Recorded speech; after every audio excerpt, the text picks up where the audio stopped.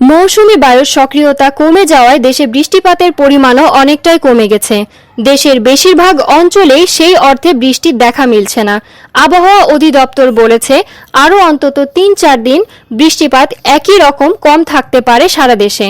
তবে আগামী মঙ্গল বা বুধবার থেকে আবারও দেশের কোনো কোনো অংশে বৃষ্টি বাড়তে পারে।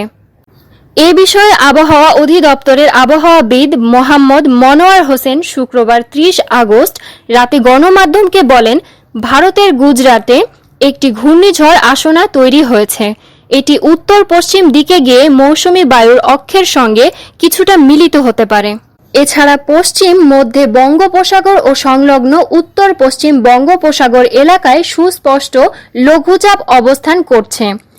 এটিও ধীরে ধীরে স্থলভাগে উঠে মৌসুমী বায়ুর অক্ষের সঙ্গে মিলিত হতে পারে। ২ এর প্রভাবে ৩ বা ৪ সেপ্টেম্বর থেকে দেশের উত্তর পূর্বাঞ্চল, বিশেষ করে সিলেট, ময়মনসিংহ, রংপুর ও রাজশাহী অঞ্চলে বৃষ্টিপাত বাড়তে পারে। এদিকে আবহাওয়ার পূর্বাভাসে বলা হয়েছে, শনিবার ৩১ আগস্ট চট্টগ্রাম, সিলেট বিভাগের কিছু কিছু জায়গায় এবং বাকি বিভাগগুলোর ২-১ জায়গায় অস্থায়ীভাবে দমকা বা ঝড়ো হাওয়া সহ হালকা থেকে মাঝারি বৃষ্টি হতে পারে।